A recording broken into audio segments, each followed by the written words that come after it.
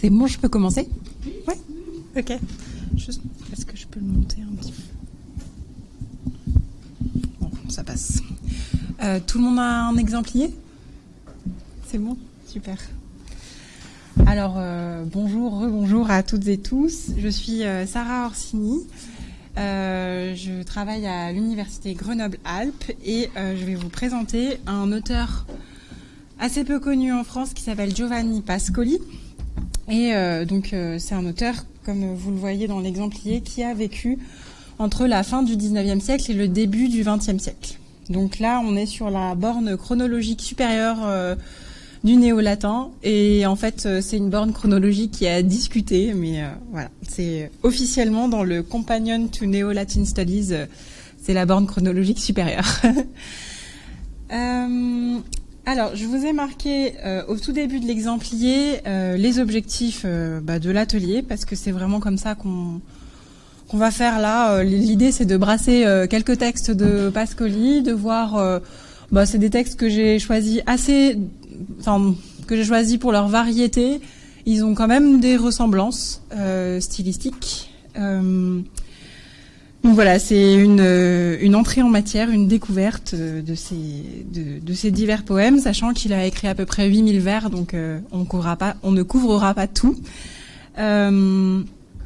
L'objectif, c'est de travailler sur l'intertextualité dans les Carmina de Pascoli, sachant que c'est une intertextualité un petit peu particulière et plutôt poussée en fait, puisqu'il s'agit principalement de réécriture, mais des réécritures qui elles-mêmes contiennent de l'intertextualité. Donc voilà, c'était, je pense, une porte d'entrée intéressante pour étudier à la fois la langue latine, néo-latine, puisque chez Pascoli, en tout cas, c'est une langue qui est historique et donc nourrie de références aux modèles antiques, mais aussi médiévaux et aussi de la Renaissance. Donc voilà, il prend vraiment sa place de poète de la fin du 19e siècle. Donc voilà, travailler sur l'intertextualité, c'était, je pense, une porte d'entrée intéressante pour à la fois aborder son œuvre de façon thématique, son lien avec les auteurs de l'Antiquité et aussi son lien, donc c'est un lien à la fois linguistique et thématique. Alors, je vais vous présenter un petit peu le bonhomme et surtout son œuvre, les Carmina. Alors, il est donc né en 1855 et il a fait une formation qui est en fait idéale pour pouvoir écrire du néo-latin au XIXe siècle. Même s'il y a apporté sa touche personnelle, on le verra très vite. Il est allé au collège des Scolopi di Urbino. C'est un collège qui est confessionnel où en fait déjà un des enseignants avait gagné un des plus prestigieux prix de néo-latin de l'époque, le Cartamen Poeticum Uftianum. C'est un concours de poésie qui est organisé par l'Académie royale des Pays-Bas. Et en fait, c'est le legs d'un certain Uft qui était une rente. Et en fait, cette rente servait à acheter des médailles d'or. Et ces médailles d'or avaient vraiment une valeur. Une valeur au point que Pascoli, désireux de devenir propriétaire, a acheté une maison en vendant ses médailles. Donc voilà, vraiment une vraie médaille d'or en sonnante et trébuchante. Et donc c'était un concours de poésie international qui a commencé en fait au 19e siècle, au début du 19e siècle. Et donc Pascoli a découvert ce concours via son professeur quand il avait 13-14 ans. Et son professeur s'appelait Giacoletti. Et il a écrit un poème technique sur les machines à vapeur. Voilà. Ça, c'est l'exemple qu'il avait de victoire de poème néo-latin.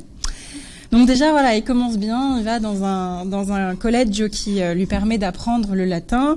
Dans ses brouillons, on a des compositions d'histoire latine résumée, qui s'inspire de petits morceaux de Tite-Live, voilà. Donc on voit que dès son plus jeune âge, il a écrit en latin, il a composé en latin, même si c'était pas forcément la grande œuvre poétique que c'est devenu ensuite. Alors, il a fait un lycée classique en Émile-Romagne, je me rappelle plus trop où, mais c'est trouvable assez facilement. Et surtout, un fait important, il est allé à Bologne étudier les lettres. Donc, à la fois les lettres italiennes, les lettres classiques. Pourquoi les lettres italiennes, c'est important de le souligner, c'est que en fait, son œuvre est bilingue. Donc, en fait, il a été ensuite professeur de lettres classiques, mais aussi de littérature italienne, notamment à la fin de sa carrière, où il a repris la chaire de son ancien professeur et mentor Carducci.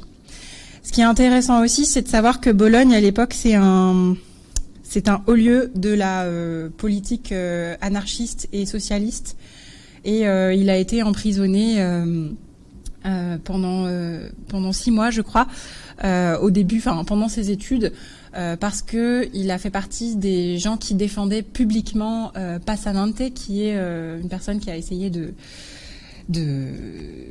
d'assassiner le roi. Donc voilà, c'était un anarchiste vraiment publiquement reconnu. Il a contribué à des journaux socialistes et anarchistes. On a des traces de ça, il y a des coupures de journaux dans ses archives. Après, ça change. À la fin de sa vie, ça change. Il a enseigné les lettres classiques et l'italien au lycée et ensuite à l'université. Et donc voilà, ce qui est intéressant dans sa poésie, c'est que c'est une poésie bilingue. Donc 40% de son œuvre est écrite en latin. Enfin 40% de ses vers, c'est-à-dire à peu près 8000 vers. Quand je dis à peu près, c'est que j'ai fait des calculs à la louche. En latin, c'est assez facile de faire la somme de tous ses poèmes, mais en italien, l'œuvre est tellement immense et personne ne s'est amusé à compter le nombre de vers qu'il a produit. Et c'est l'équivalent italien de Baudelaire. Voilà, c'est une énorme somme. Il ne s'est pas arrêté là. Il a aussi écrit des essais de didactique de littérature latine et italienne, notamment un ouvrage qu'on va voir qui s'appelle Lyra Romana, qui est sur les poètes latins, pardon.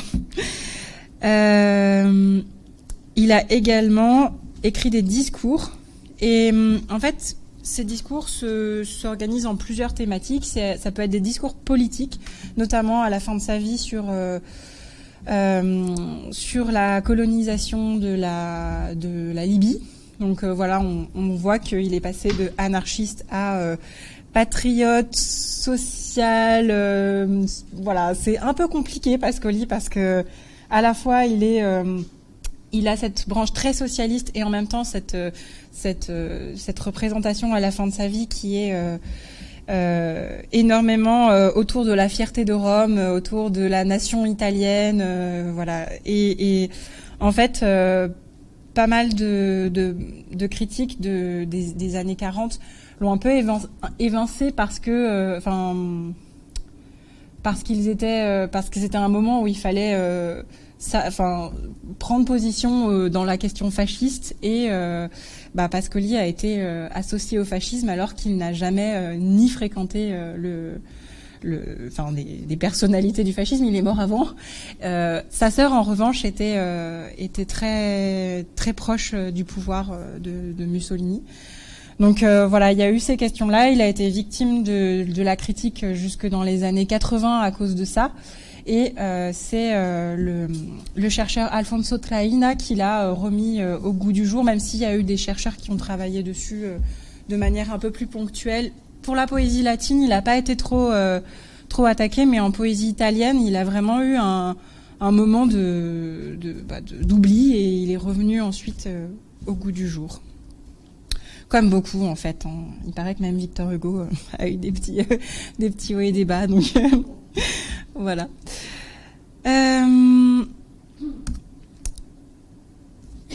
Alors, pour Józef Ijeewin, je ne sais jamais comment on le dit, mais peut-être que vous savez mieux que moi. Donc ça, c'est un ouvrage très, vraiment fondateur des études néo-latines. On peut le voir dans sa citation que le néo-latin lies between Petrarch and Pascoli. Donc voilà, c'est assez clair pour lui que ça s'arrête à Pascoli.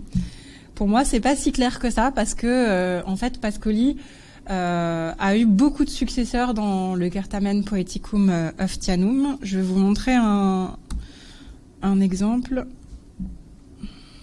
Alors, ça, c'est la page Wikipédia, mais en fait, il n'y a pas tout dessus, mais ça permet quand même d'avoir une bonne image de ce que ça donne. Notamment, alors, donc, on peut voir que Pascoli a été énormément primé. Il a pris la suite d'un Suisse qui s'appelle Peter Eseva, qui lui était plutôt, dont les poèmes étaient plutôt des poèmes d'arguments religieux et très conservateurs, alors que Pascoli, c'est plutôt, il s'est fait connaître pour un poème qui s'appelle Veianius, qui est sur un ancien esclave qui est victime de ses traumatismes, des traumatismes de son passé. Donc, il initie là le cycle des esclaves, qui est une reprise très à la mode à l'époque, et toujours en fait dans les péplums on le voit, de la cruauté de l'esclavage. Donc c'est très en vogue au XIXe siècle de s'intéresser au sort des esclaves et de redonner en quelque sorte la parole à des personnes de l'histoire antique qui n'en avaient pas. Donc là en plus c'est un esclave gladiateur, parce que les gladiateurs n'étaient pas toujours esclaves, mais là pour le coup chez Pascoli ils sont tous esclaves, ils n'ont pas le choix. Voilà. Alors, donc on voit que après sa mort, il y a déjà un petit peu moins de prix, parce que on dirait qu'il y a un petit essoufflement. Mais des petits détails intéressants, c'est que là, je sais pas si vous... Ah, pardon. En fait, vous voyez pas ce que je vous montre. Je vais vous montrer. Il faut que je sorte du diapo. Hop, pardon. Donc après sa mort, on voit qu'il y a des petites choses intéressantes qui font référence à Pascoli, notamment un poème primé qui s'appelle In Funere Ioannis Pascoli. Donc c'est vraiment la preuve que il a marqué ce concours, puisque il n'y a pas de In Funere en l'honneur de Peter Eseva ou de Hermann Beller, et vraiment c'est que sur Pascoli. Pourtant ils ont gagné beaucoup de prix à ce concours aussi. Donc on peut voir que ça se poursuit jusque dans les années 70. Alors, il y a quand même un essoufflement du point de vue de la qualité des prix, puisqu'ils n'ont plus envie de donner la médaille d'or. Mais il y a une autre explication, c'est qu'en fait, ils n'avaient plus l'argent pour donner cette médaille d'or. Donc en fait, le niveau a aussi augmenté à ce moment-là, parce qu'ils avaient plus, c'était la pénurie d'argent, donc c'était pas seulement un essoufflement de niveau. Donc voilà, par exemple ici on voit Giuseppe Morabito qui a gagné énormément de prix aussi et qui était un chercheur de lettres classiques italien. Fernando Bandini qui est décédé au début du XXIe siècle et qui a écrit également beaucoup de poèmes en latin comme en italien. Donc voilà, on voit que ça se poursuit quand même un peu après Pascoli, et majoritairement en Italie, mais quand même un petit peu en Europe et je crois aussi aux États-Unis, puisqu'il y a parmi dans cette liste des personnes qui viennent des États-Unis. Donc le concours a vraiment, est devenu vraiment international.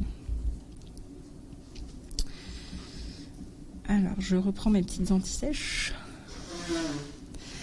Alors, donc le rapport de Pascoli avec ce concours, c'est vraiment un rapport d'étudiant à l'arrache qui rend toujours ses devoirs en retard, ou de professeur aussi, ça arrive. Comme c'était mon cas ce matin avec l'exemplier. Donc en fait, les concours, le concours de poésie néo-latine, il faut rendre le document anonymisé avant le 1er janvier, cachet de poste faisant foi. Et dans plein de témoignages, Pascoli verse des larmes de sang le 28 décembre en disant « je n'y arriverai jamais ». Et en fait, finalement, il y arrive quasiment toujours. Et il envoie toujours 1 à 4 poèmes. Et sur les 1 à 4 poèmes, il y en a toujours un qui est primé, un autre qui a, en fait, il y a 2 statuts, donc la médaille d'or et les éloges. Donc voilà, il s'en sort quand même plutôt bien. Et en fait, c'est vraiment un moteur poétique pour lui parce que donc dans les œuvres qui ont été donc qui ont vraiment circulé, c'est ceux qui ont remporté le Cartamen Oftianum. Donc Veianus, par exemple, a été vraiment publié du vivant de Pascoli. C'est le premier exemple. C'est aussi l'occasion de pouvoir faire des dédicaces. Donc ça, c'est le deuxième exemple. On verra les Dedicationes Veiani. Et après, il y a d'autres poèmes qui ont un statut un peu plus discutable. C'est le cas ici de Cilix. C'est un poème qui a eu la médaille d'argent en quelque sorte, enfin les éloges. Et en fait, quand c'est comme ça, c'est assez fréquent que Pascoli ne le publie pas et donc il le partage avec quelques personnes, mais il n'a pas de publication officielle de son vivant. Et donc l'ensemble de ces poèmes qui ont échappé à la publication ont été publiés après sa mort entre 1914 et 1917.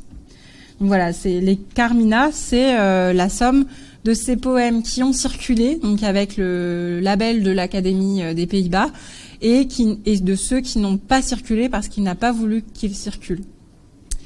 Et maintenant, voilà, on a tout dans cette somme, et c'est pas toujours facile de voir le statut que ces poèmes avaient à l'époque de Pascoli.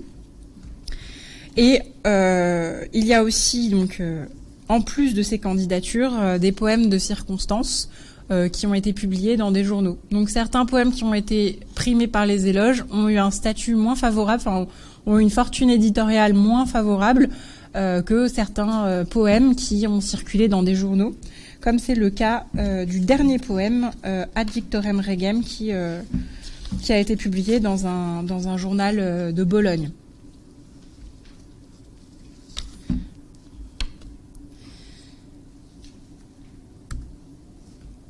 Alors, donc l'aspect atelier, je vais vous montrer.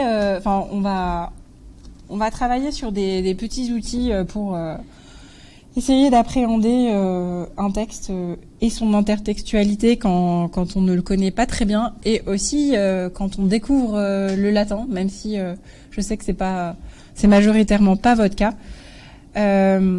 Donc, on en a abordé quelques-uns.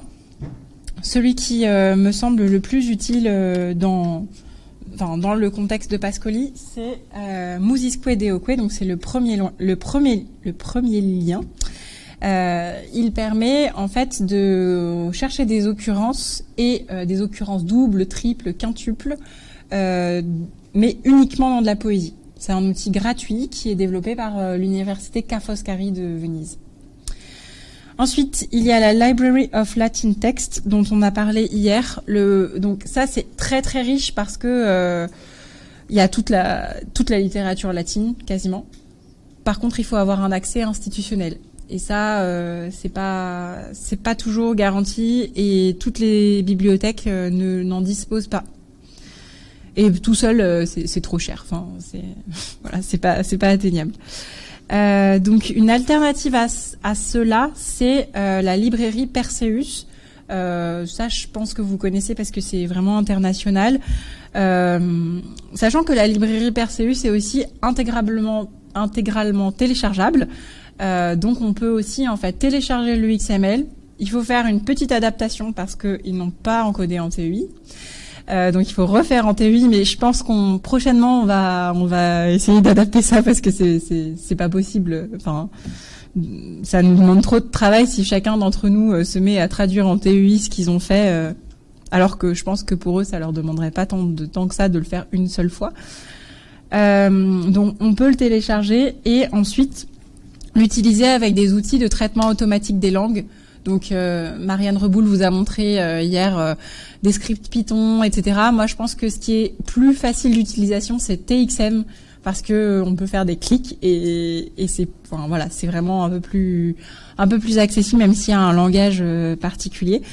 Et tout ça, ça nous permet de naviguer dans une série d'occurrences et de pouvoir comparer Pascoli avec cette base de texte. Donc ça veut dire qu'on charge d'un côté tout Perseus latin-grec, ou surtout latin. Enfin, en fait, ça dépend des relations qu'on cherche à établir. Hein. Si on cherche les relations entre Horace et Pascoli, il faut juste télécharger Horace.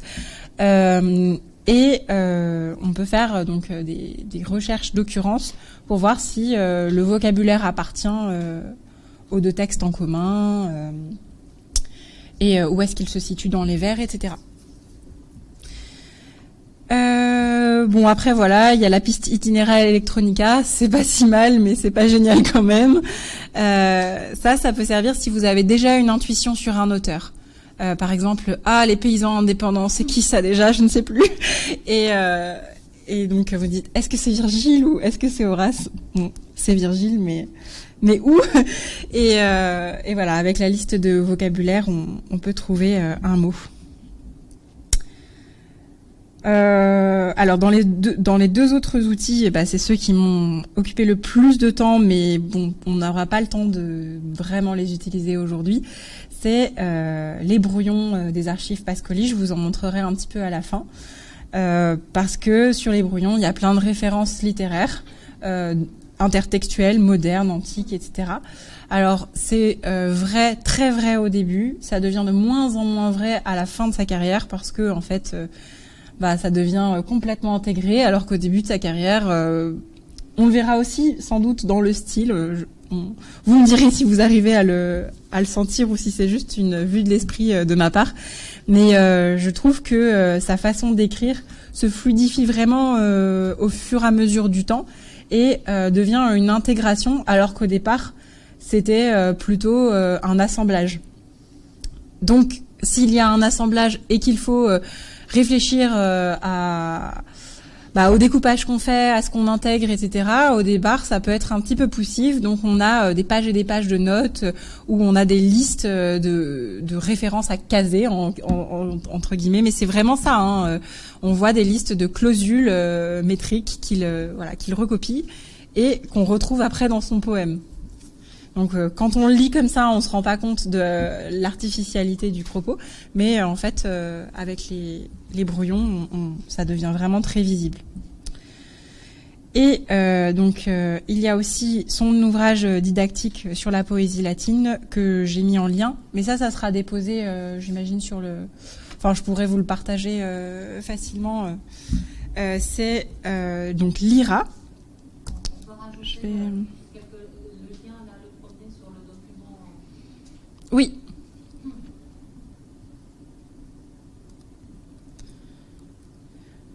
Non, c'était pas celui-là. Oui, c'est ça. Donc c'est le site qu'on va utiliser là dans quelques instants. Et aussi parce que donc il y a ce registre-là, Italian Poetry in Latin, qui est vraiment très développé. Et avec des collègues, on travaille aussi dessus pour avoir une édition de référence de l'Africa de Pétrarque. On a juste eu à télécharger, c'est très pratique.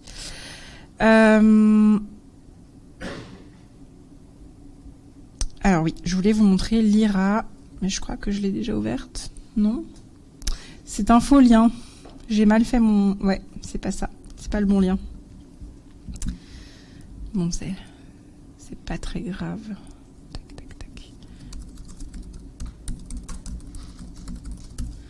C'est sur archive.org. Et en fait, ce qui est intéressant, c'est que c'est un texte appareillé. Donc, voilà. Donc, il n'y a pas tous les auteurs latins, hein, vraiment, c'est ceux qu'il a choisis. Et en fait, on se rend compte qu'il y a surtout Horace et un petit peu de Virgile. Donc, il y a une introduction d'histoire de la poésie latine, mais ce qui est intéressant, c'est la forme que ça prend. Et donc, c'est vraiment un texte appareillé comme les textes les petits ouvrages du XXe siècle Hachette pour apprendre le latin. C'est vraiment très pédagogique. si ça veut bien charger. Et en fait, ce qui est chouette, c'est que comme c'est Pascoli qui l'a appareillé, on a ces interprétations de passages, de références. Donc, quand on voit, par exemple, dans Veianus, la référence à la première épître, on se dit, est-ce que c'est dans l'IRA ? Oui, non. Et qu'est-ce qu'il en a, quel sens il en a extrait ? Et en fait, on découvre pas mal de choses comme ça, parce que l'IRA a été écrit, donc publié en 1895, mais il le préparait depuis les années 85, 88. Donc, ça a été fait en même temps que ses premiers poèmes latins. Donc voilà, il y a un même milieu génétique et c'est exploitable comme ça. Donc, j'arrive pas du tout à vous le montrer, mais vous me faites confiance. Voilà, si. Voilà, donc il y a un court texte et ensuite tout ça, c'est les explications en italien de références intertextuelles, de termes qui sont compliqués à comprendre pour un élève, etc. Très bien fait. Voilà.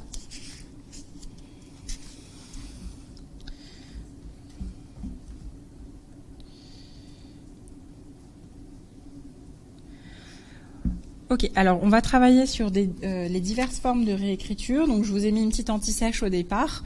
Le but c'est d'essayer d'identifier à chaque fois les types de réécriture. Donc voilà, ça va être un petit peu pratico-pratique. Donc on va commencer avec Veianus. Et je vous ai juste mis un petit passage manquant. Après, j'avoue que j'ai arrêté de le faire parce que par manque de temps. Mais normalement, avec l'hypotexte, vous devriez trouver facilement la traduction. Donc, ce que je vous propose, c'est de prendre 5 minutes pour le faire. Vous pouvez travailler ensemble, etc.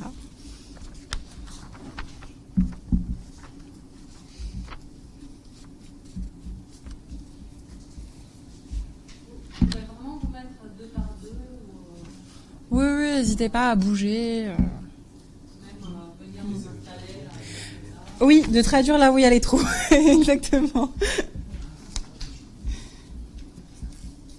Et d'identifier, donc avec l'anti-sèche qui est là, de quel type d'hypotexte il s'agit. Donc il y a, je vous ai proposé plusieurs choses. Compléter un hypotexte. Donc c'est-à-dire que il y a l'hypotexte qui est là et il place son écrit dans les interstices ou avant ou après. Donc il y a la suite, l'épisode précédent ou le développement d'un élément qui a été simplement évoqué. Il y a la reprise d'une thématique, d'un motif antique, mais qui n'est pas forcément marqué par une référence spécifique, donc notamment un topos par exemple. Il y a la mise en scène des modèles antiques, et puis après il y a des choses un petit peu plus localisables, c'est-à-dire des références textuelles, des citations, des allusions, et un mélange un petit peu particulier de celle-ci, c'est le santon. C'est en fait une sorte de patchwork de citations et de thématiques. Le santon, en fait, ça vient de kento, qui veut dire rapier sage, et c'est quand on fait une sorte de méli-mélo de citations et de références à un ou plusieurs auteurs. C'est donc la première occurrence de ce travail, célèbre, on va dire, c'est Ozone. C'est un santon nuptial à base de tout Virgile quasiment. Et en fait, ça veut pas dire qu'on respecte toujours l'origine des citations. Enfin, ça peut être complètement détourné, par exemple. Et après, il y en a une qui est un petit peu plus difficile à identifier, c'est l'architectualité. C'est quand on considère qu'un auteur est son modèle et qu'on veut l'imiter, mais simplement du point de vue de la forme, du genre adopté. Ce qui va nous aider là, c'est plutôt vraiment la forme choisie. Là, c'est des hexamètres, donc a priori, on n'est pas trop concerné, puisque plein de gens ont fait des hexamètres. Oui.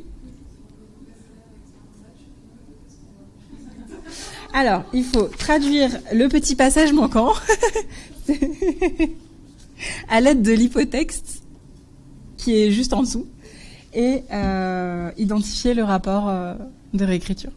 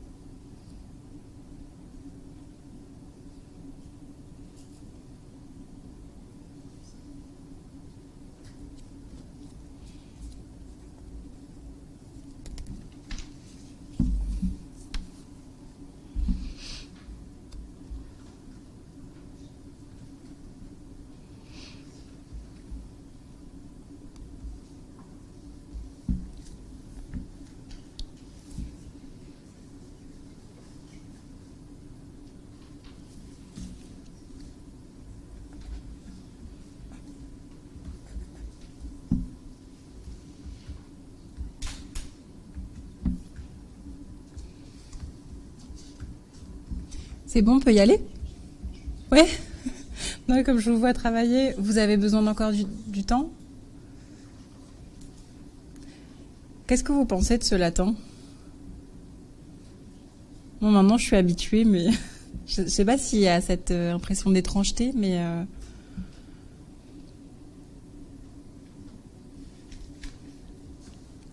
je trouve que quand même grammaticalement, on se retrouve bien avec enfin, en sortant d'études classiques, on reconnaît bien des éléments qu'on pourrait trouver chez Virgile ou chez Horace.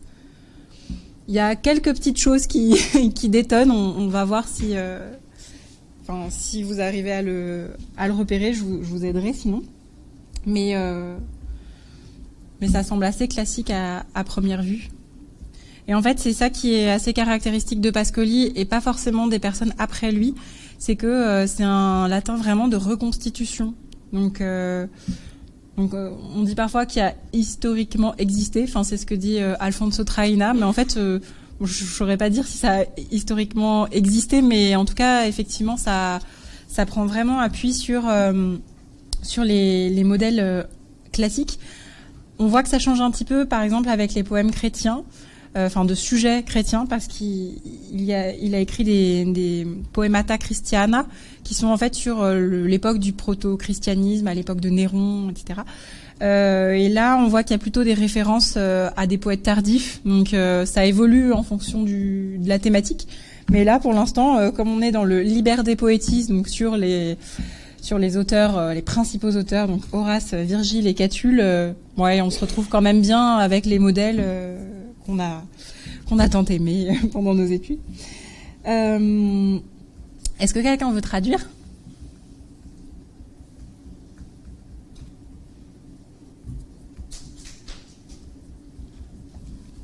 Personne? Ça veut dire que je vous fais peur. Du coup, je vais forcer personne, je vais le faire. J'ai rajouté 1 an parce que c'est ce qui est dans le vers précédent. Donc exco, à partir duquel, donc depuis que la tête il est caché, abditus, donc à l'abri, retiré, proprio agro, dans son propre champ. Déjà là il y a quelque chose d'intéressant à souligner, on verra ensemble.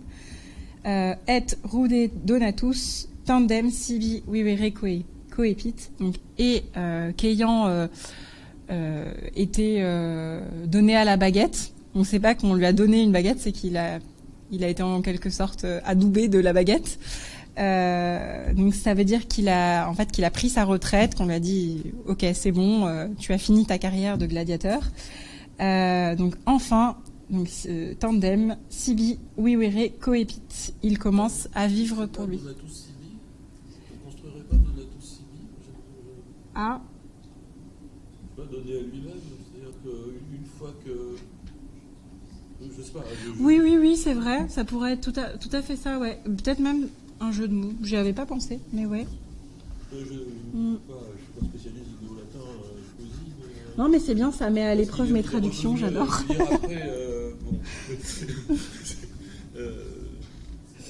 Je veux dire, c'est un peu l'argument d'Horace, c'est-à-dire il se retire et il est restitué à lui-même. Oui.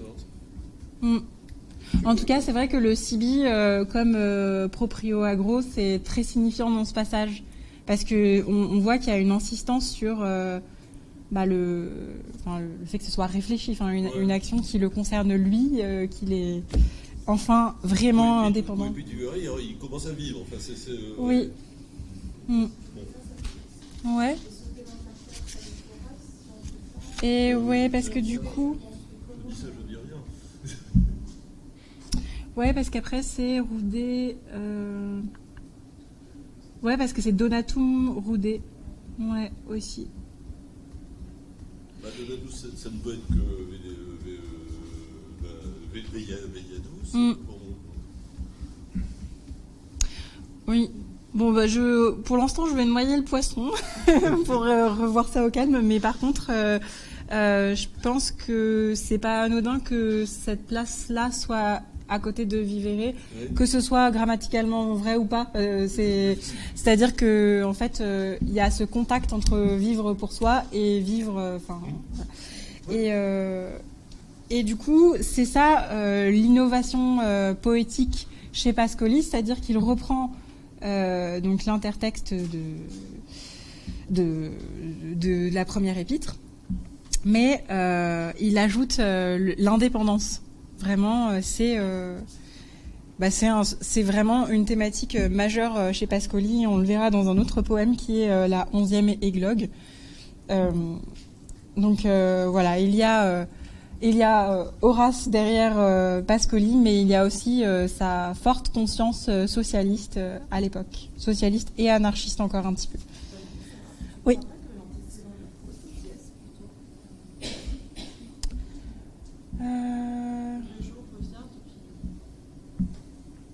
Oui. Oui, ça peut, ouais, effectivement. Ouais.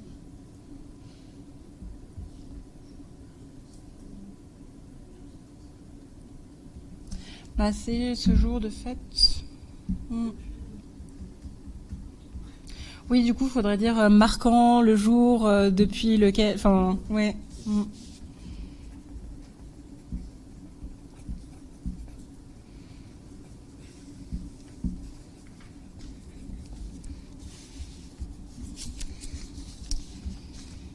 Ok. Alors, du coup, est-ce que vous avez identifié le rapport de réécriture là ? Normalement, celui-là, c'est pas un trop dur. Oui. Il y a des syntagmes qui sont repris tels quels, que la tête a tout ça court. On retrouve chez Pascoli avec les mêmes cas, mais il y a une variation sur les genres, par exemple pour Donatus Erudé, qui est Donatus Erudé chez Horace. Parfois c'est à l'identique et parfois c'est réintroduit, mais avec une variation de cas. Oui. Parfois aussi, il y a des reprises du mot qui est dans la même place de vers. C'est particulièrement intéressant là parce qu'on est sur la même forme métrique, mais et parfois pas. Et ça dépend des nécessités poétiques. Mais effectivement, là, on a une importante reprise de mots. Donc là, c'est une citation au début parce qu'on a vraiment en épigraphe la référence complète. Dans le texte, c'est plutôt intégré, du coup on peut dire que c'est une allusion. Parce que si on n'a pas bien lu l'épigraphe au départ, on ne la repère pas. Je pense qu'on la repère assez facilement quand même, enfin, ça revient assez vite. Mais là, je pense qu'il y a vraiment cette forme assez marquée du centon, puisque en fait tout le reste du poème reprend beaucoup de citations d'Horace, et pas seulement de cet épître-là, hein, d'autres. Juste une question. Oui. C'est une partie de 100 vers. Hein. Oui. Donc c'est le début, vous l'avez marqué. Oui, c'est le tout début, oui. D'accord. Oui. Et est-ce que la citation, parce qu'on a l'impression que je sais pas que c'est un en fait j'y connais rien, mais qu'on a un vers d'Horace particulièrement sublime, et qui est une sorte de mayonnaise qui est montée autour, un peu avant, un peu après, voilà. Est-ce que le texte d'Horace est rappelé comme ça en manchette dans l'édition de Pascoli, ou est-ce que c'est vous qui avez ajouté le vers, les deux vers c'est vous qui avez. Oui, c'est moi. Le lecteur, en gros, le lecteur a dans la tête peut-être, parce qu'il a fait de bonnes études, il a dans la tête les vers d'Horace, mais ils ne sont pas rappelés au début. C'est pas... Alors il y a l'épigraphe qui est vraiment de Pascoli, donc c'est vraiment au tout début, donc juste le vers et demi. Mais la citation donc des 6 vers que j'ai placés à la fin, ça c'est de moi, c'était pour vous aider tous. Oui, j'ai compris. Et, ça, j'avais compris. Et du coup, effectivement, dans l'édition d'Amsterdam, il n'y a aucune note, rien du tout. Mais même lui savait que c'était quelque chose qui allait commencer à plus trop se faire. C'est-à-dire que à la fin de sa vie, il commençait à organiser les recueils, qui n'a pas pu finir. Mais pour le coup, le Liber de Poetis, c'est vraiment lui qui l'a pensé. Enfin, il l'a orchestré. Il a même commencé à s'auto-traduire. C'était pas tout à fait fini. Mais donc il sentait que là, il allait falloir expliquer des choses. En général, quand il s'auto-traduit, il explicite certains aspects, mais il n'a pas pensé à faire des notes tout le temps.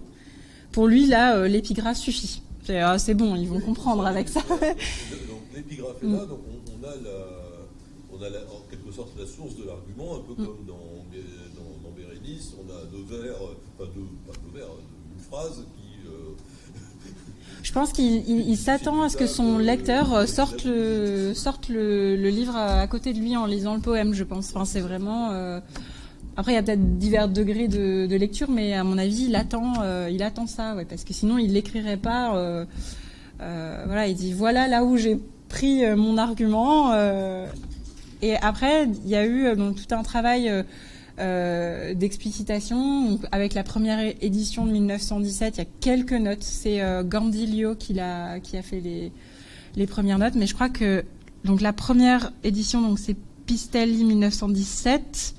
Il y a vraiment très très peu de notes. Et puis après, l'édition de Gandilio, je crois que c'est dans les années 30. Il y en a un petit peu plus. Mais ça, là, c'était pas du vivant de Pascoli. Ça a été orchestré par sa sœur. Donc voilà, je pense qu'il se disait, j'aimerais bien que plus de gens comprennent ce que je fais, mais il n'a pas réussi à gérer ça avant sa mort. Eh bien, on va passer à un autre texte. Je pense qu'on n'aura pas le temps de tout faire, mais au moins ça nous donne un petit aperçu de cet auteur magnifique. Alors, oui, ça c'est plutôt donc la première question. À quels artistes contemporains de Pascoli ou le précédent de Peu cette image macabre vous fait-elle penser? Donc il va falloir lire la première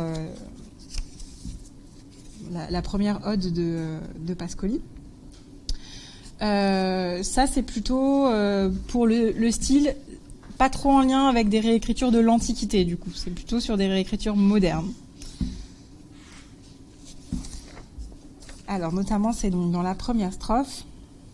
Donc Ermenegildo Pistelli, c'est son ami éditeur qui a pris en charge son œuvre après sa mort. Quand la terre de sa pesante masse m'aura recouvert, oublieux totalement de la lumière et de moi-même, soit que mon front, la glace le blesse à mon insu, soit que le soleil fasse sortir des violettes de mon sein brisé. C'est surtout ça qui nous intéresse. Après, il y aura d'autres éléments à voir.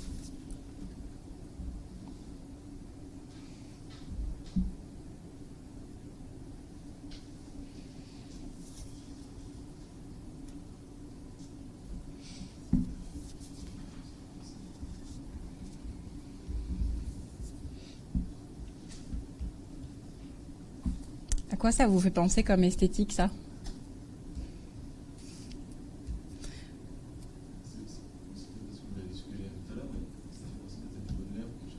Oui. Oui, oui. Bon, il y a d'autres éléments, mais effectivement, Baudelaire, en fait, ils ont en commun, en fait, un mouvement qui en Italie s'appelle le décadentisme et voilà, c'est cette fascination pour la mort. Donc il y a quelques poèmes décadents de Pascoli, donc celui-là en fait partie. C'est aussi associé à un mouvement de peinture qui était précédent, qui s'appelle le mouvement pré-raphaélite, où on a notamment le tableau de Ophélia dans l'eau. Il y a aussi Blanche-Neige dans son tombeau, enfin des choses très populaires qui ont circulé à cette époque-là, et donc qui témoigne d'une fascination pour la vie qui continue à travers la mort. La charogne, on est en plein dedans. Donc c'est un mouvement européen. Donc ça c'est innovant, c'est pas du tout chez les auteurs anciens. Et donc le but de la lecture là, c'est de voir, d'essayer de repérer le modèle poétique de ce poème. Et en fait, de la suite de poèmes. Ça va nous aider aussi pour le numéro 4. Peut-être que le contenu vous aidera simplement. Et après, sinon, on a des petits outils pour trouver ça. Donc, je vous laisse juste lire au moins la traduction française pour aller vite. Mais...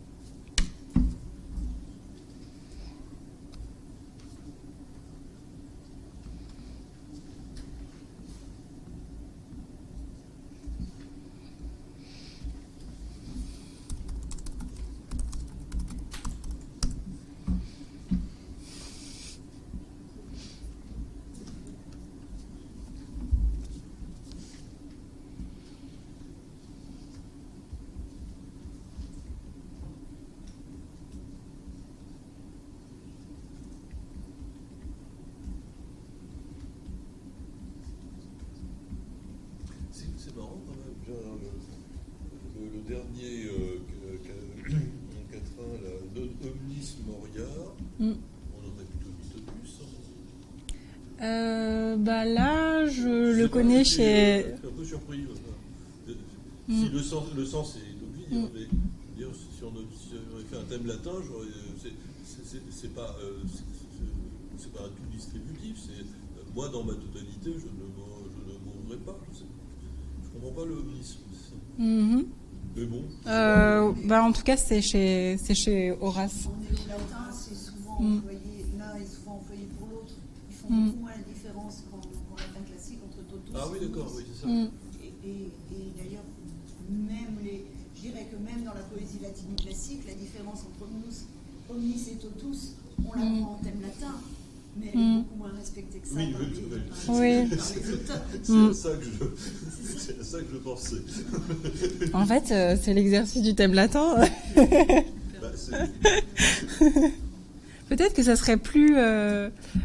ça nous aiderait de faire du thème latin à la manière d'un auteur précis plutôt que du thème global. Ouais. Maintenant, c'est une espèce de mix Cicéron, César, Pline, pas trop. Quand on n'a pas le choix.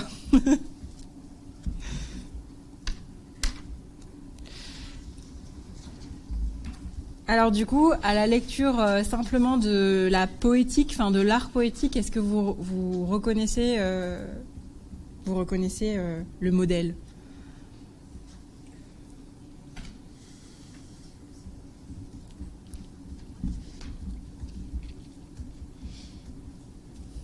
Un modèle latin très classique.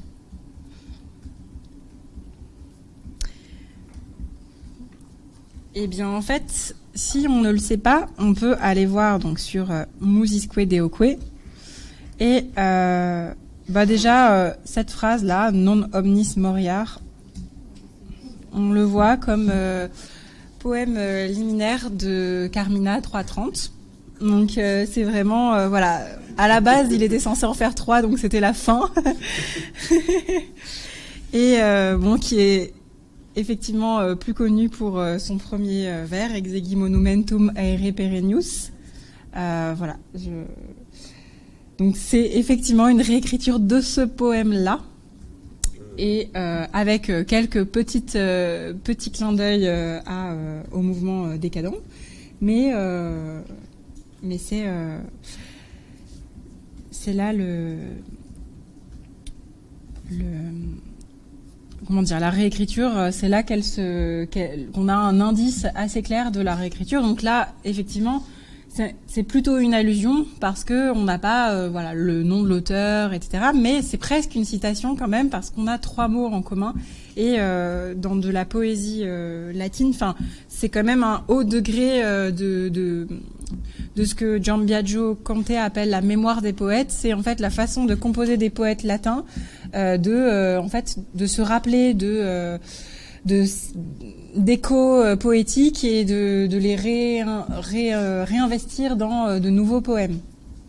Donc Horace faisait ça avec ses prédécesseurs, Pascoli fait ça avec Horace et Virgile aussi. D'autres petits exemples que j'ai mis en gras, Aut puer, aut virgo, je pense qu'on peut le chercher assez facilement dans Musisque Deoque. Vraiment, en fait, cet outil, il nous aide à pallier notre mémoire quand elle nous fait défaut. Donc voilà, quand on regarde, alors on peut chercher des mots et des lemmes. Donc là, moi, je vais chercher des lemmes. Alors hier, je l'ai fait et je me suis rendu compte que ça marchait pas toujours très bien. Je crois qu'il faut choisir un. Oui. Quand je fais ça, là, Oui. je fais pas le néo-latin en même temps. Non, parce qu'en fait, le néo-latin n'est pas dans la base. Sur la base d'à côté, en fait. Oui. Oui, et je crois que même Pascoli, je suis pas sûre qu'il y soit. Ouais, je crois pas. Non, et puis en plus, donc pour le néo-latin, c'est un autre outil. C'est les co-occurrences. Non, faut aller sur la base italienne. Ouais. Non. Mais par contre, c'est la même base que Perseus. Donc, si on veut utiliser toutes les données, on peut télécharger les 2 corpus en XML et le faire soi pour l'instant. Mais bon, c'est pas. Auteur par auteur. On télécharge tout. Bon. Oui, voilà, ça marche aussi. Oui. Non, mais en fait, c'est ça, c'est que faut calculer le temps de gain et de perte. Oui, là, pour le coup, ils n'ont pas encore. Oui.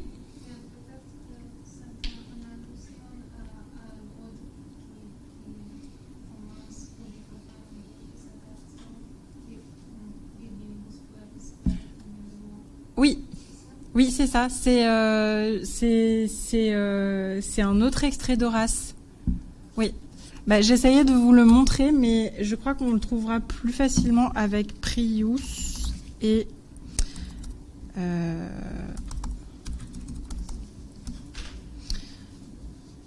voilà. Je me rappelle que hier j'ai essayé, mais la distance des mots ça ne marchait pas. C'est est-ce que c'est celui-là? Non. Oui, c'est ça. Voilà. Donc c'est la volonté que son chant soit perpétué après soi.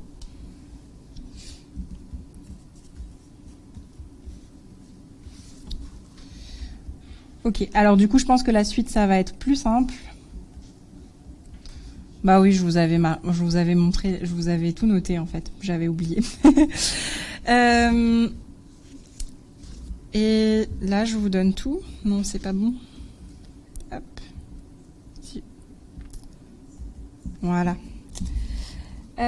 Donc, pareil, voilà, pour qu'on identifie le poète qui donne le précepte que je n'ai pas traduit. Donc ce poète est mentionné, mais on n'a pas son nom. Donc c'est au vers 2, 3, 4, 5, 6. Non, 5. 6. Watem. Donc qui est ce Watem? C'est... Bon, maintenant, on se doute un petit peu de dans quel esprit il a écrit cette somme de courts poèmes, mais il y a quelques indices qui peuvent nous permettre de savoir de qui il s'agit. Et en fait, pareil, on peut chercher sur Musisque Deoque, donc qui parle du Lucrétile, par exemple.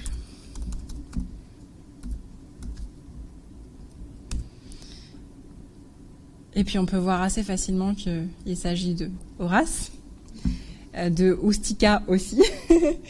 Et donc il y a cette référence Magna Memor Fugae, donc souviens-toi de fuir les grandes choses.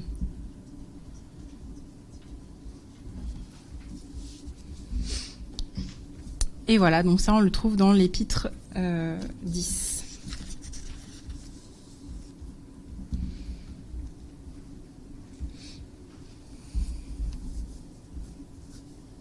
Donc là, est-ce que c'est une allusion ou une citation, sachant qu'il parle d'un poète qu'il ne mentionne pas clairement, mais quand même, on voit qu'il y a la pratique de la citation.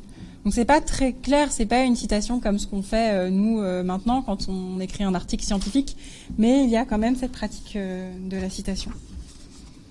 C'est pas aussi clair que Guillaume Budet non plus. C'est pas l'intention, c'est pas dans ses intentions. Non.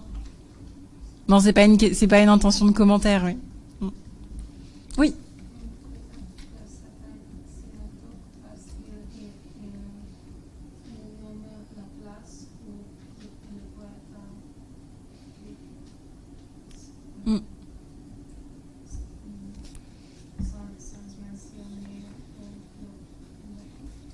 Oui, il y a vraiment des allusions pour travailler sur la connivence avec le lecteur.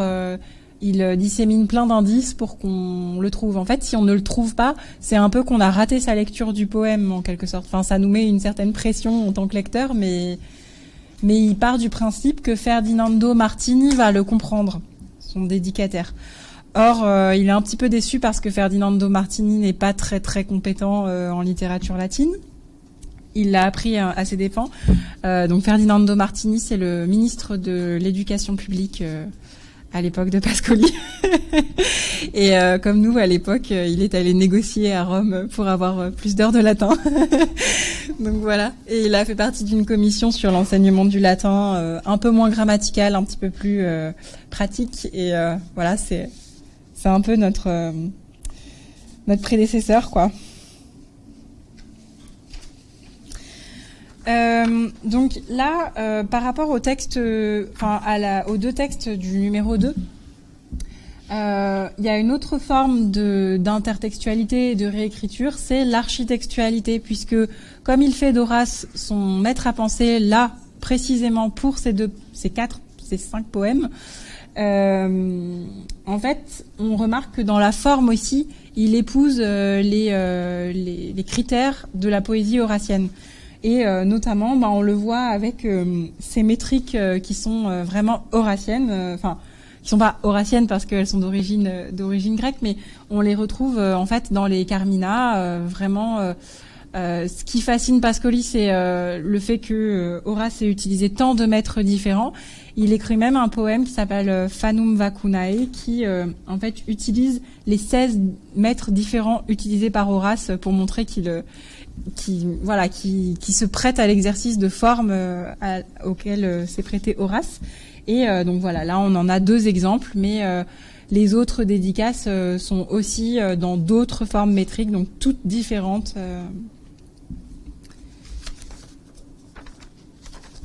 D'ailleurs, il pousse vraiment cet exercice de manière quasiment scolaire, puisqu'il le fait avec un exemplaire de chaque, ce qui n'était pas le cas d'Horace. Horace a exploré la variété métrique, mais il s'est pas dit je fais un de chaque pour montrer que je sais bien faire plein de choses différentes.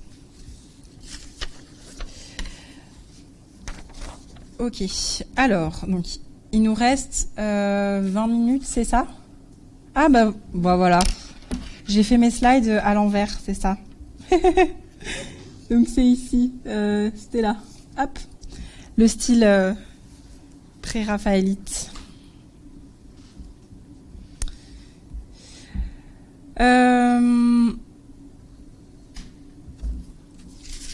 Alors, on va travailler ensuite sur le texte 3. Après, on passera plus rapidement, mais j'aimerais bien... je pense qu'on va garder un petit moment de discussion. Donc, si on arrête dans 10 minutes, ça peut être pas mal. Non? Un quart d'heure?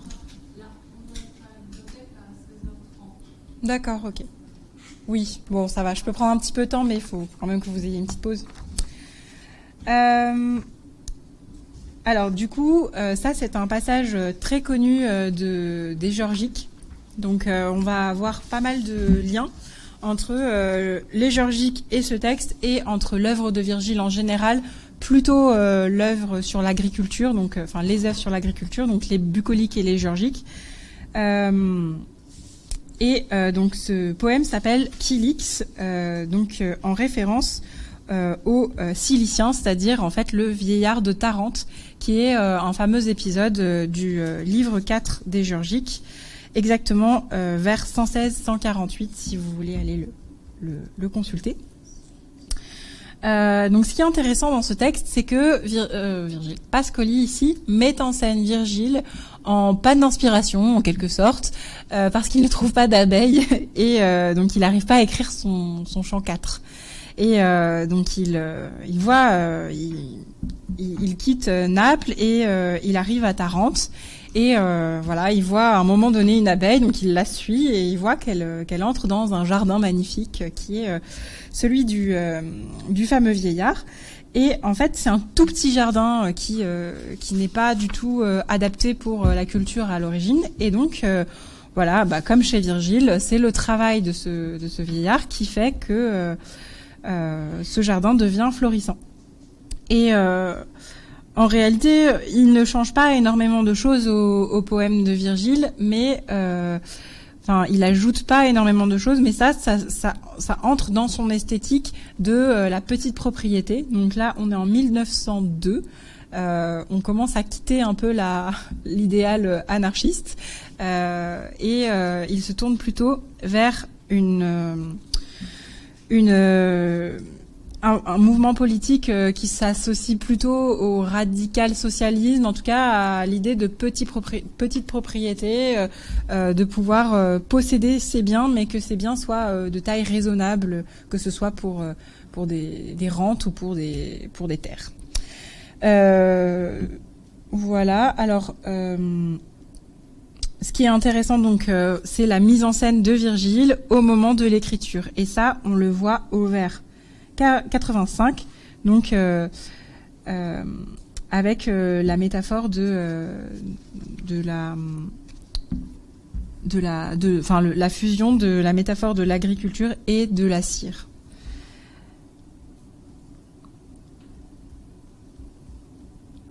Et donc cette mise en scène va encore plus loin puisque ça se suit après par un dialogue avec le vieillard de Tarente, avec lequel il s'est lié d'amitié. Et en fait, ces éléments qu'il apprend auprès du vieillard de Tarente vont constituer des éléments des Géorgiques. C'est-à-dire que il n'a pas encore fini ses Géorgiques et il apprend encore plein de choses auprès du vieillard. Donc notamment la question mon hôte s'est peint, dit Virgile, d'où les as-tu rapportés? Je les ai portés depuis la montagne que tu vois s'élever en face de nous. Donc le vieillard a son langage propre. Virgile fixe à sa façon la réponse du vieillard, et cette réponse, elle est en italique. Pourquoi? Parce que c'est une citation des Géorgiques. Voilà, donc là on est vraiment sur une citation parce que on a les guillemets et la mise en scène et l'auteur et voilà. Et donc après, je vous laisserai faire les expériences de votre côté, mais il y a plusieurs références dans le texte, donc notamment la clausule nectare chelas, donc c'est le nectar et les alvéoles, mais donc ça forme une clausule que l'on retrouve donc dans le chant 4 des Géorgiques, un petit peu après, juste après, puisque Virgile commence à parler des abeilles, vu que maintenant il a eu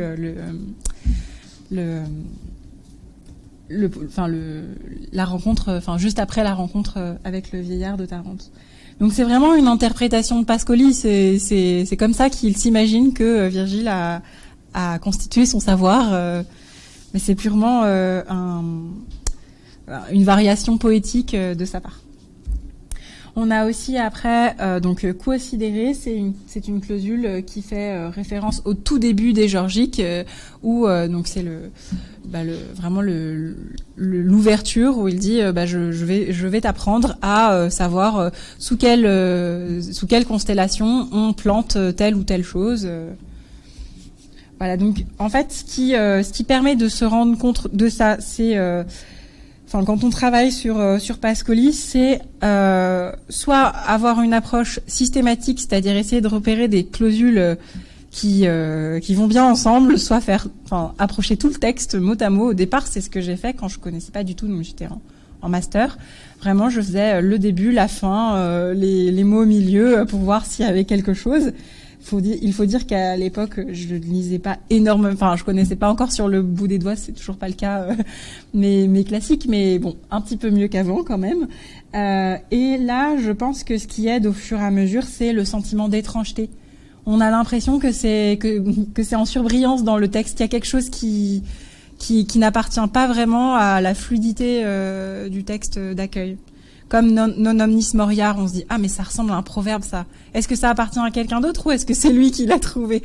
Comme quand on dit quelque chose de brillant, on se dit, bah, est-ce que c'est une citation ou est-ce que c'est de moi? D'un coup, comme ça.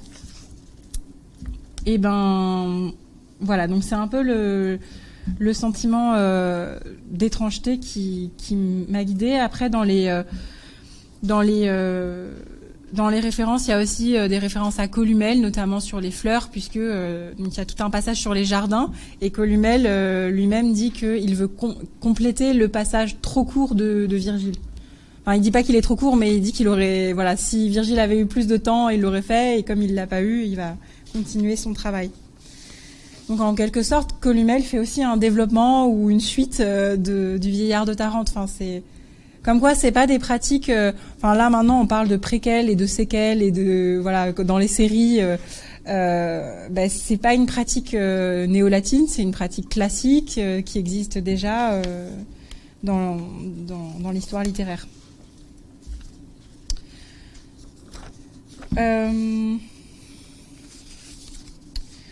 Ok, alors je pense que je vais passer ce texte-là parce que donc c'est un texte sur le cycle des esclaves, mais si vous avez envie de lire, ça sera pas, ça sera plutôt facile. Pareil, c'est une mise en scène de Virgile qui voit un esclave fugitif qui est en train de finir ses bucoliques, donc il a fini sa 10e églogue, et là il aimerait bien écrire une 11e églogue sur les esclaves qui ne peuvent pas posséder leur terre, mais ça ne correspond pas à son objectif poétique.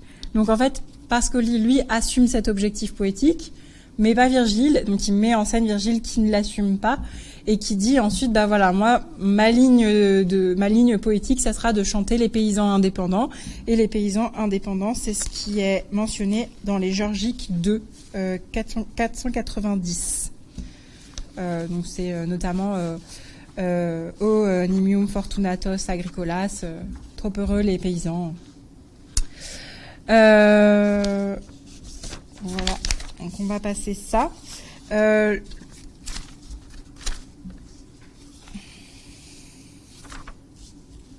En fait, je vous ai fait des extraits trop longs à la fin parce que j'arrivais pas à choisir.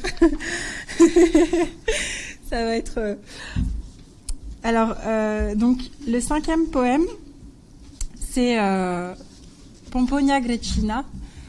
C'est un poème qui a été écrit en 1910 et en fait, on appelle ça des poèmes archéologiques.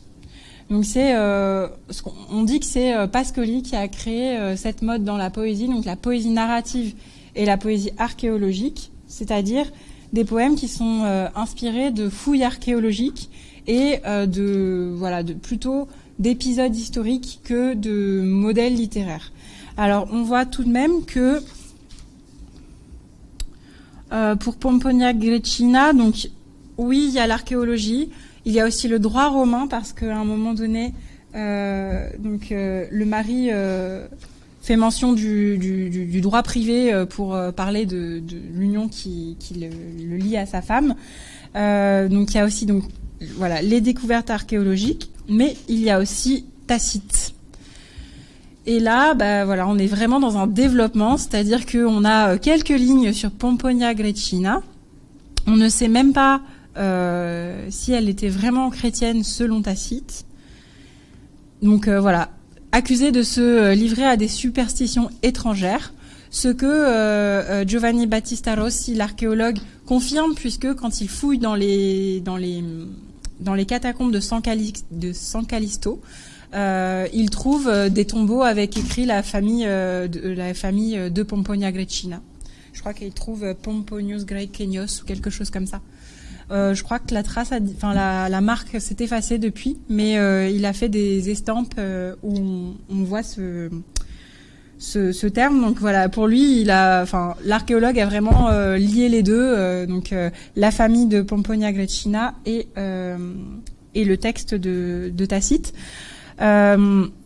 Donc voilà, ce Plotius, il a été incité à juger sa femme devant un conseil familial pour savoir si elle était bien païenne ou chrétienne, ou si elle était coupable de se livrer à des superstitions étrangères.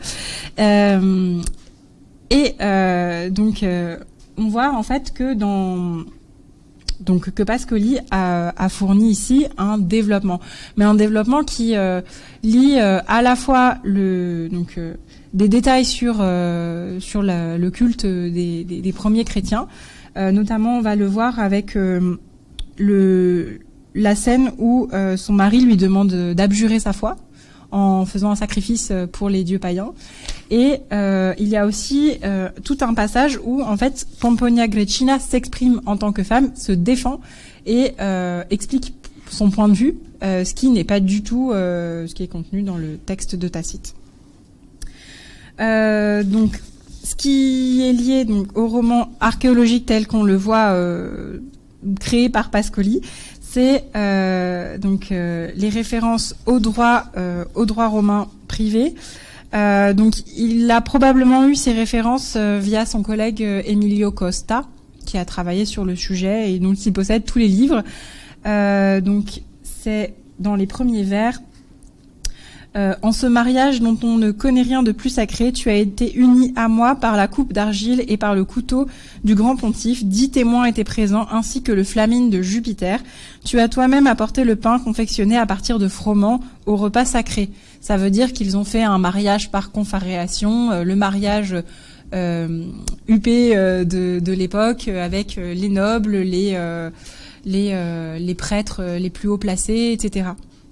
Et donc ça sent un petit peu la fiche d'histoire. Enfin, moi, c'est comme ça que j'ai repéré le fait que c'était des références historiques, parce que c'est contenu en fait, quand on ouvre les livres de Emilio Costa, on retrouve exactement la même description du mariage par confaréation.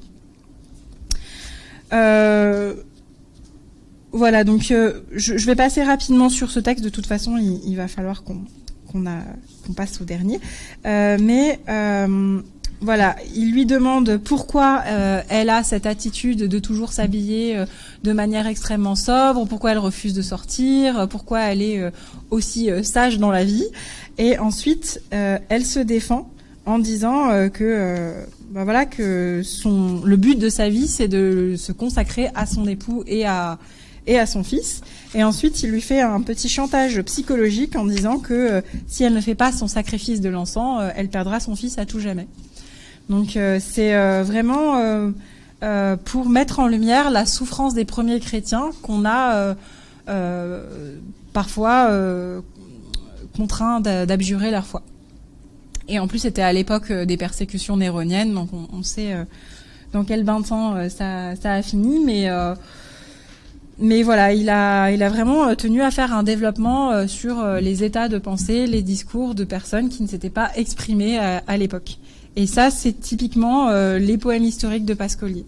Donner la parole aux esclaves, donner la parole aux personnes proto-chrétiennes, à des personnages féminins, aussi à des enfants. On voit ça dans pas mal de poèmes. Alors, le roman archéologique, c'est une mode à l'époque de Pascoli. Ça existe depuis quelques années avant qu'il écrive ce poème, notamment avec le roman Quo Vadis, qui a reçu un prix Nobel de littérature. Donc, je pense que ça a été oui, c'est un roman qui a été ensuite adapté en péplum. Enfin, ça montre vraiment la mode de la vie du quotidien des personnes de l'Antiquité à l'époque où il écrit ce poème. Donc voilà, on dit que c'est lui qui a créé cette forme, mais elle vient tout de même déjà d'autres personnes. Le roman historique, ça existe déjà au début du 19e siècle et même avant. Et le poème narratif, on dit aussi que c'est Pascoli qui a imposé cette forme au Certamen Oftianum. C'est vrai parce qu'avant lui, il y a soit des sujets de foi ou des sujets techniques, mais en fait, le fait d'avoir une forme, de prendre un passage historique et d'en faire une forme narrative, ça existe déjà avec la première borne du Companion to Neo-Latin Studies, Pétrarque, enfin l'Africa, c'est exactement ça. De même qu'adopter les maîtres d'Horace, ça s'est déjà fait. Voilà, c'est pas si innovant que ça, mais c'est vrai que on peut dire qu'il l'a remis au goût du jour, qu'il l'a travaillé à sa façon. Et par contre, la nouveauté, c'est la thématique sociale. Même en 1910, le fait de s'intéresser au quotidien des gens, c'est pas anodin pour Pascoli. Voilà. Et donc, je termine avec le poème Ad Victorem Regem. Donc, c'est une ode en strophe alcaïque qui est adressée au roi Victor. Le problème, c'est qu'on ne sait pas lequel. C'est adressé à Victor Emmanuel, donc au cinquantenaire de l'Union italienne. Donc, on est en 1911. On parle de l'Union italienne, mais sans Rome, parce que l'Union italienne, c'était 40 ans après le fait que Rome ait rejoint l'unité italienne. Donc c'est un grand moment à ce moment. Donc à cette époque-là, tout le monde fait la fête. Il y a beaucoup de discours. Il y a l'hôtel de la Patrie qui est en train d'être inauguré, la statue équestre de Victor Emmanuel II qui est inaugurée, avec des gens qui mangent à l'intérieur d'ailleurs. Voilà, c'est un grand moment. Il y a plein de fanfares sur le parvis de Piazza Venezia et c'est vraiment un très grand moment.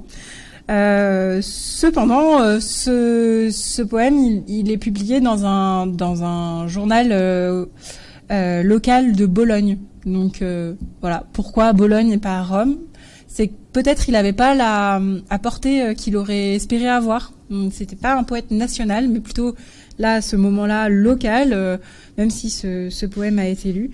Il s'adresse à Victor Emmanuel. Lequel? Est-ce que c'est celui qui a fait l'unité italienne, donc le second, ou est-ce que c'est celui d'aujourd'hui, sachant que il parle de la statue équestre, donc à un moment donné c'est plutôt Victor Emmanuel II. Ça répond aussi à Garibaldi, puisqu'à la fin il parle des deux défenseurs. Donc il y a la statue équestre de Victor Emmanuel qui est Piazza Venezia et la statue équestre de Garibaldi qui est sur le Janicule, qui défendent la ville de Rome. Mais en même temps, on voit qu'il y a une reprise des arguments de l'âge d'or à l'époque d'Auguste. Cet hôtel de la paix, vaillant chevalier Étienne. Donc Ara Pacis, ça c'est assez parlant. Et ensuite beaucoup de souhaits, donc terrora caelum nutriat augure frugesque sol felix ab arvis eliciat latiusque raster, que sous tes augures le ciel nourrisse les campagnes et que les moissons, le soleil fécond des champs les fassent sortir, ainsi que le râteau latin.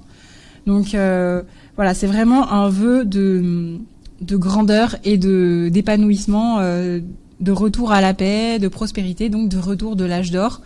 Donc cet âge d'or, il est en quelque sorte remis dans les mains de Victor Emmanuel, donc Victor Emmanuel III cette fois-ci, celui qui est bien vivant et qui va pouvoir appliquer, si possible, les vœux de Pascoli, avec toutes les limites que j'ai énoncées précédemment. Et donc cet âge d'or, il a une forme un peu particulière puisque il reprend donc les formes l'éloge du travail qu'on voit chez Virgile et chez Horace, mais avec un accent assez moderne, notamment à la révolution industrielle, donc le travail, qu'il atteigne les villages avec ses sifflets aigus. Donc il y a probablement l'idée soit de temps, soit de train, donc la sonnerie du travail. Donc il y a la fumée, il y a aussi une référence aux avions. À un moment donné, voilà, à la fin de la page, pour sillonner le ciel qui se traverse à la voile. Et il y a aussi une référence à l'immigration italienne dans la deuxième page. Ah non, pardon, c'est juste, c'est l'avant-dernière strophe de la première page. Les tristes exilés, qu'elles les suivent, si chérie l'antique mère, et qu'elles ne permettent pas, les oubliants, qu'ils errent aux quatre coins du monde, solitaires et privés de droit. Donc là, vraiment, c'est une référence à l'émigration italienne. Et il y a beaucoup de poèmes italiens de Pascoli qui font écho à ce poème-là, voilà, avec des mots communs. Donc là, on a plutôt une intratextualité avec des références entre latin et italien.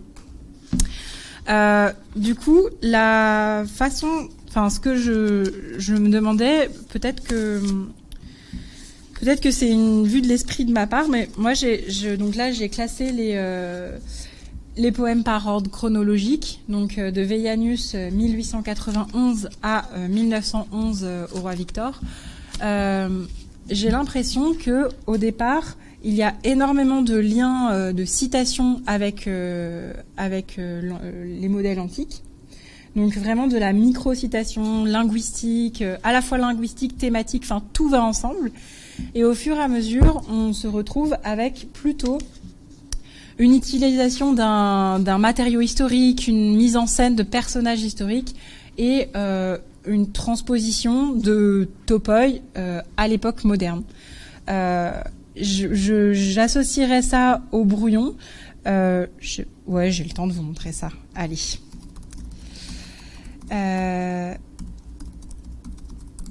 Donc ça, c'est le site des archives de Castelvecchio. Je vais vous montrer un brouillon de début de carrière de Pascoli pour vous montrer à quel point il a travaillé.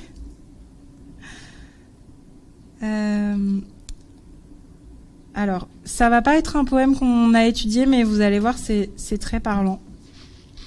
C'est un poème du cycle des esclaves qui s'appelle Bellum Servile.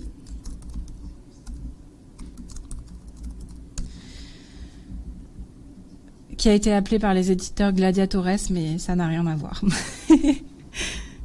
On a changé d'avis. Maintenant, c'est Bellum Servile.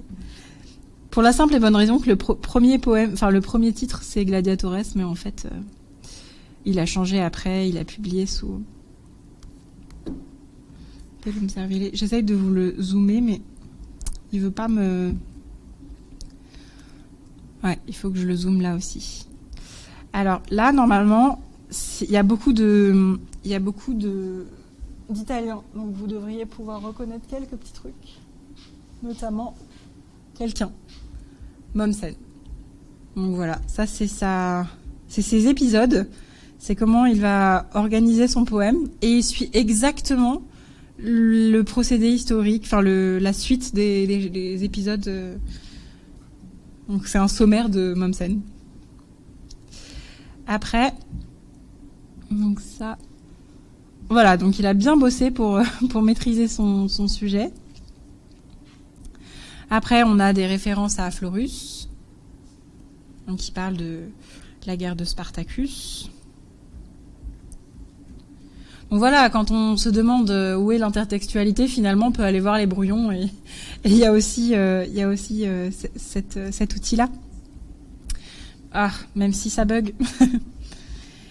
Voilà, là il y a d'autres références. Je crois que c'est des lectures de Florus, et puis il y a aussi Tite-Live. Mais ce que je voulais vous montrer, c'est les clausules virgiliennes. Je crois que ça arrive juste après. Non, ça c'est les heures de la journée. Donc voilà, il s'est renseigné sur comment on compte les heures de garde avec du grec. Et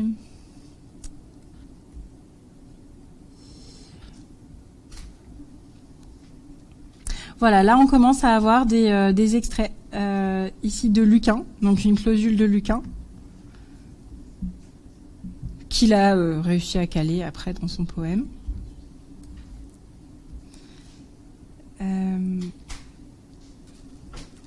et...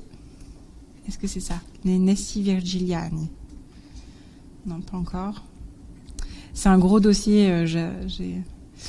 J'aurais dû vous faire une capture d'écran. Donc là, il y a 186 images pour 400 vers. Juste pour se faire une idée du travail. La journée encore. Et après, je vais vous montrer Pomponia Gricina. Ah, voilà. Voilà, ça c'est le début du poème. Et il y a écrit Nessi Virgiliani. Et j'ai cherché, tout ça, c'est des clausules virgiliennes de l'Énéide.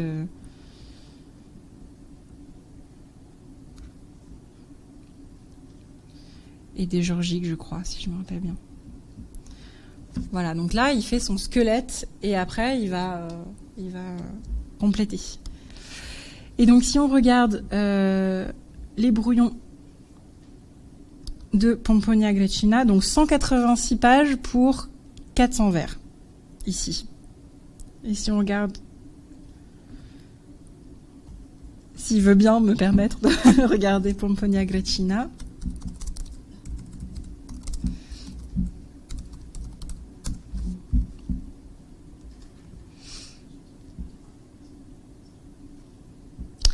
Ah oui, non, mais en fait c'est pas concluant Pomponia Gricina parce que il est sur plusieurs dossiers. Je peux pas. Je vais vous montrer le dernier qu'il a écrit avant de mourir, c'est Talouza sur une servante. Je vais y arriver. Hop.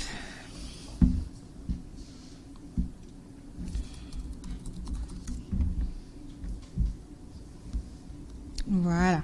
Parce que du coup, c'est dans un seul pack et on peut un peu plus comparer. C'est pareil, à peu près 400 vers, sauf que là, il y a 25 images. Et il l'a écrit quasiment comme ça, comme Stendhal. Dans sa tête, il a écrit. C'est assez incroyable. Il n'y a pratiquement pas de références intertextuelles. Non pas, je pense, parce que il n'a pas ouvert de livre, etc., mais c'est parce que, en fait, je pense que il y avait moins de difficultés. Il avait moins besoin de se rappeler de certaines choses. Voilà. Je vous en montre un vrai. Voilà. Là, on est dans le matériau préparatoire, mais c'est vraiment juste l'organisation du poème. Il n'y a pas de référence à d'autres textes. Et quand on le voit, quand on étudie... donc là, c'est une première version en italien. Il fait souvent ça. Première version en italien, et puis après... Enfin, le plan en italien, en fait. Voilà, on a quelques petites références ici. Mais vraiment, on est loin de toutes les fiches faites sur Florus, Mommsen et Virgile.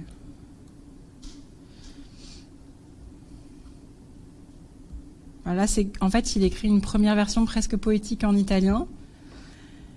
Et après, on arrive très rapidement sur du matériau mis en forme, en fait. Donc là, ici, à la machine à écrire, ce qui n'est pas très clair.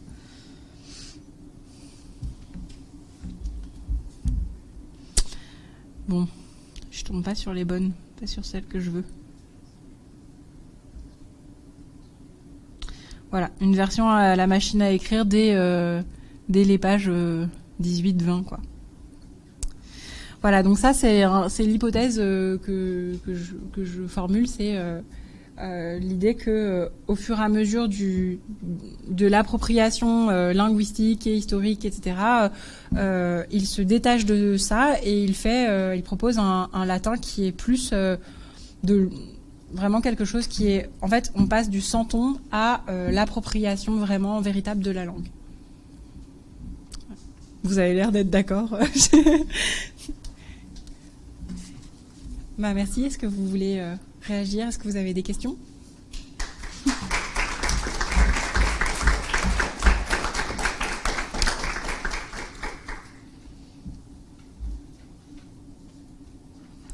Après, c'est vrai qu'on a échangé tout au long de... Oui. C'est peut-être plus une remarque, mais concernant par rapport au style, notamment ce qui est plus... Je trouvais qu'au final, c'était peut-être... ça rejoint peut-être une notion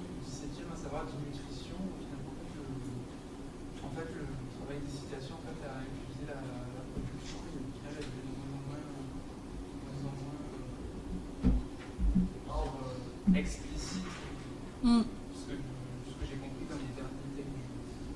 De l'exemplier, les références sont moins flagrantes que dans la doctrine. Ça m'a fait penser. Oui. Alors après, bon, comme j'ai un peu moins repéré de clausules dans les autres textes, mais il y en a moins, hein, vraiment, mais peut-être qu'on le sent, on le sent moins aussi parce qu'on a moins pris le temps de travailler dessus. Mais effectivement, c'est ça, je pense que pour lui, en tout cas, il y a vraiment eu un phénomène d'innutrition. Mais je me pose la question par rapport à quelqu'un comme Pétrarque, qui me semble que dès le début, il essayait d'éviter que ça se remarque, que les clausules soient trop visibles, alors que lui, il a quand même assumé à un moment donné de faire des découpages. Il me semble que chez Pétrarque, c'est comme ça qu'on trouve un peu plus difficilement des morceaux de 2-3 mots dans le même vers. Mais qu'on trouve des synonymes en revanche et qu'on reconnaît très bien si on s'en rappelle de la source, mais il me semble qu'il contourne un petit peu plus la chose, alors que lui, en 20 ans, il a vraiment évolué de manière esthétique aussi, de façon assumée. Et le jury, visiblement, a très bien accepté ça aussi. Ils ont bien aimé les patchworks au départ. Donc, oui.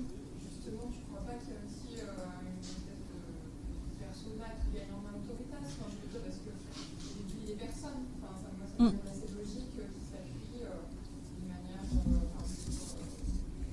Est-ce que c'est pour jouer en mode affichou avec le jury du concours possible? Est-ce que c'est pour justement faire preuve d'une humilité qui lui capterait la bienveillance du jury? Tu veux dire humilité au début ou à la fin? En appuyant sur des autorités autres, tu fais preuve à la fois de ta capacité à connaître les classiques, à les utiliser. La notion de plagiat, pas du tout la même. Je pense que c'est plutôt pay a tribute, tu vois, de faire un plagiat. Et ensuite, moi je trouve qu'il a une pratique, ce que j'appellerais, je ne sais pas si ça marche, mais une pratique de l'interstice. C'est-à-dire qu'au lieu de s'appuyer sur Virgile, ou sur Horace, il devient Virgile ou Horace en se glissant dans l'interstice laissé par les folies, par les géographes. Et c'est marrant parce que j'ai toujours l'impression qu'il y a une sorte de vente en faisant Virgile son personnage. Oui, il y a une référence à... À mon avis, il se fait le double de plein d'auteurs différents à différents moments. Alors, qui est aussi le but de l'auteur antique, et ensuite c'est de l'auteur du. Et effectivement, il a commenté Dante, il a fait des ouvrages qui n'ont pas très bien marché sur Dante, mais en fait, il écrit un poème italien qui s'appelle Pietole, où Virgile devient le guide, mais pas le guide dans le paradis et dans l'enfer, mais plutôt le guide de l'émigration. Et du coup, c'est assez marquant, ouais. Mais effectivement, je pense que c'est... Il y a de l'incarnation, plutôt, je pense, chez Horace, avec Horace. Notamment parce que sa villa à Castelvecchio, c'est sa villa en Sabine, c'est vraiment la même chose. Pour Virgile, je pense que c'est plus une figure tutélaire. Et après, les interstices, effectivement, c'est ce qu'il fait, mais je pense que c'est aussi sur le modèle virgilien de la suite, de développer des éléments qui n'ont pas été développés par d'autres.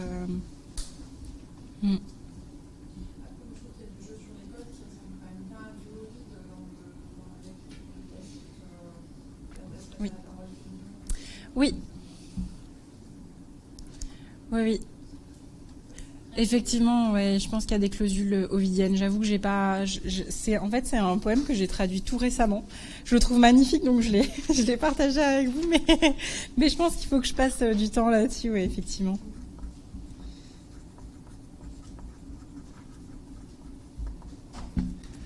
Oui.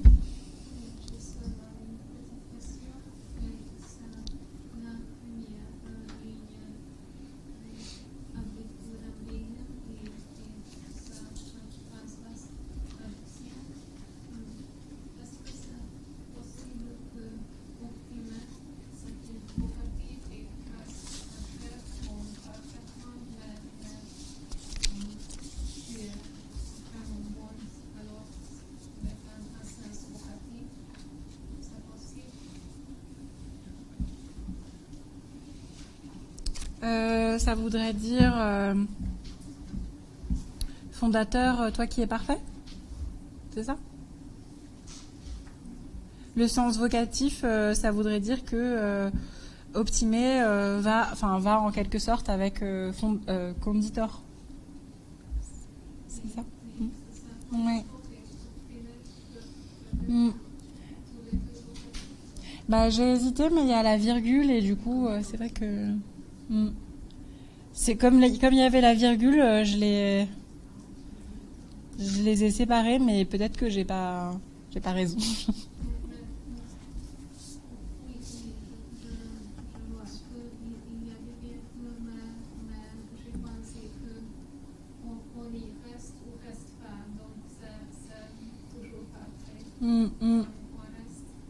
Oui. En fait, moi, j'entendais ça comme quelque chose comme rester à tout jamais, enfin, marqué, parce que c'est une statue, donc elle reste. Mais oui, effectivement, je me rappelle que je m'étais posé beaucoup de questions sur ce premier vers. Merci, mais je le note pour retravailler dessus.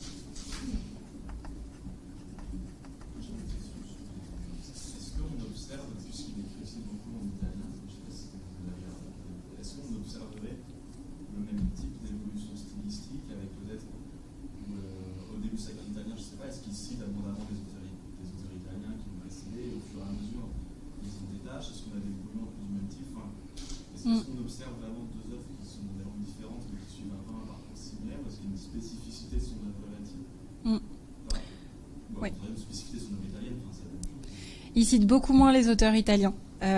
Quelquefois vraiment, mais c'est quand c'est de la philosophie ou de... je sais que pour Léopardi, il le cite parfois parce que c'est vraiment des passages... c'est les...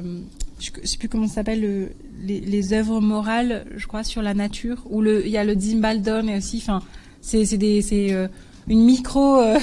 un paragraphe sur 4000, et donc il faut retrouver le bon. Aussi peut-être parce qu'il ne se rappelait pas totalement bien de où c'était. Donc quand c'est comme ça, il regarde et il note. Mais c'est assez rare qu'il note la poésie italienne, alors que la poésie latine, oui, il y a beaucoup plus de matériaux préparatoires. Je pense que ça lui a demandé beaucoup de travail, en fait. Mais pour la poésie italienne, il y a une évolution dans le style, en revanche.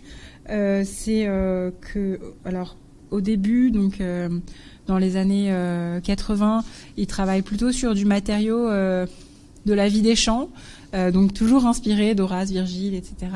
Ça s'appelle les Miriche. C'est donc aussi, c'est pas anodin. Il a donné un titre latin en référence aux tamaris qui poussent dans les champs. Et en fait, il décrit la vie de la campagne, la vie de sa famille. C'est très cocon, très proche de l'humain, de l'animal, etc. Et au fur et à mesure, ça devient de plus en plus politique et national, et littérature nationale, avec aussi, c'est pas anodin non plus, des références à Victor Hugo, au Châtiment, à la Légende des siècles. Donc voilà, de la poésie nationale, la même esthétique en fait que Victor Hugo, ou même... il y a des références aussi aux poètes voyants, voilà.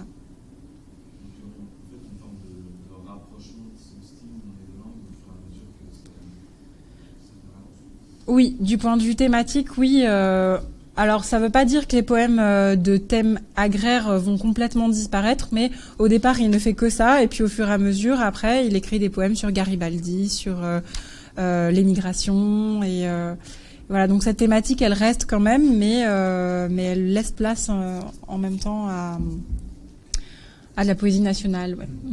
Pardon, il a des intérêts musicaux. C'est une question. Il me semble qu'il a écrit un truc.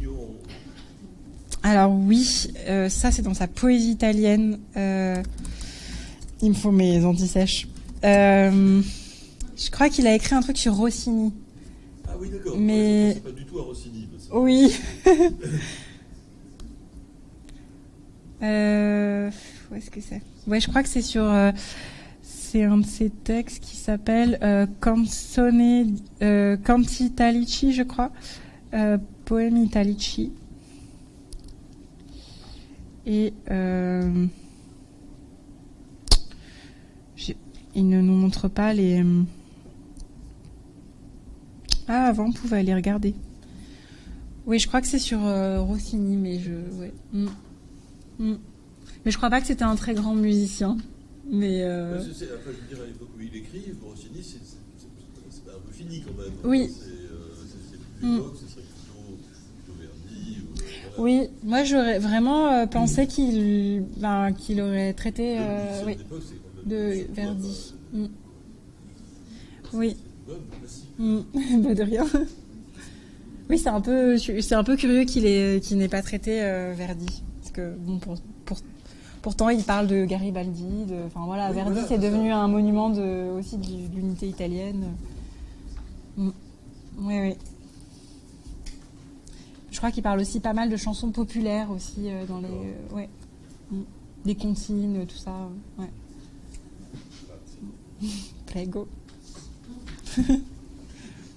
Une pause bien méritée. Merci en tout cas.